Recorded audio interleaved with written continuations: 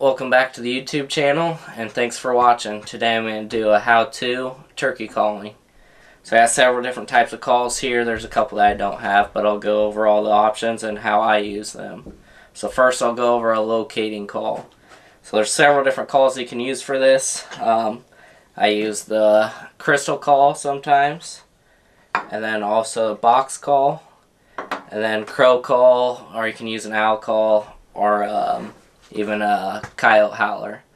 The coyote howler I would suggest only using on the evenings if you're going to locate for the next morning. I just feel like sometimes that can kind of scare the birds. I don't personally use it at all. I pretty much only use the crow call, just since the owl call it's not as screechy as a crow, so sometimes unless you're doing like an owl screech, it just doesn't get them to fire off as much as a crow. But the owl call still works really well. So I'll kind of show you how I use a box call to locate. So it's just super loud. You can get some really loud tones out of it, so you can reach out there a long ways. And you can also use the call on a windy day, so you're trying to reach out there. One thing I will say, if you're just trying to locate, be careful first off, because you don't want to just go in there and make the loudest noise, and they could be 100 yards away and you scare them all away with the loudest call ever. So just make sure you kind of call soft first and then go into them, unless if you're just staying out in open field, then I would say you're good to do a loud locating call. So the crystal call, I would say the slate call and the crystal call are pretty common. The slate call I find a little bit easier to use, so I use it more than the actual crystal call, but if I'm trying to reach out a ways, the crystal call is nice to have as well. So you can do some really loud clucks with it.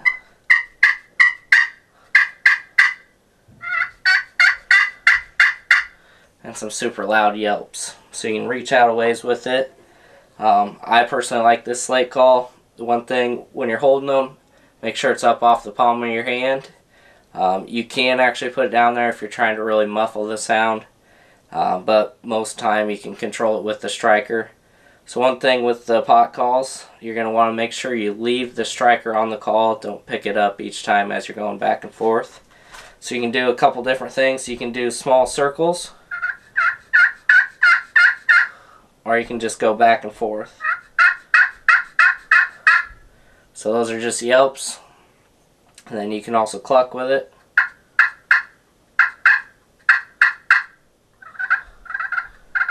And then purr with it as well. So the purr, you're just kind of just dragging it on the call back and forth. And the cluck, you just kind of really just hit it really fast on the call. So you're striking it back and forth really quick. I find the slate call to be pretty realistic sounds and fairly easy to use. If I was to pick a call that I probably use the most, it would be that one. Going on from there, I'll go on to the mouth calls. Pretty easy to use, but it takes a lot more of a learning curve to pick it up. So with it, you're going to make sure that's up on the roof of your mouth and just have a little bit of pressure with your tongue.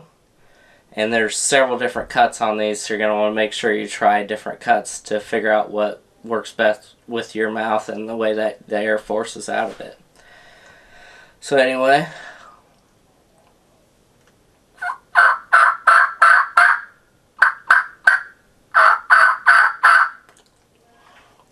with these, I think probably one of the best things about them is if they're close up, you can do it without having your hands moving or anything. And it can kind of help lift their head up and stop for a second so you can get a shot. With it, I would say the 3-note yelp is pretty popular. But if you go out there, you can listen to the hens and kind of try to match what they're doing.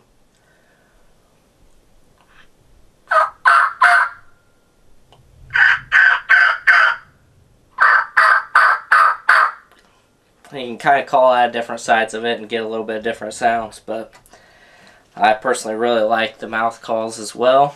They're all great options, but if I had to pick a favorite call, I would go with a slate call just because you can do everything with it. Just required a lot less practice than a mouth call to me. But now I really like the mouth calls. It's just nice to be hands-free. You can throw in a different mouth call and make a completely different sound. I hope this video helped you. There's definitely a lot better turkey callers out there, so check out their videos on more of how to use each one of these calls. And I hope this was educational to you, and hopefully it helps you have more success in the turkey woods.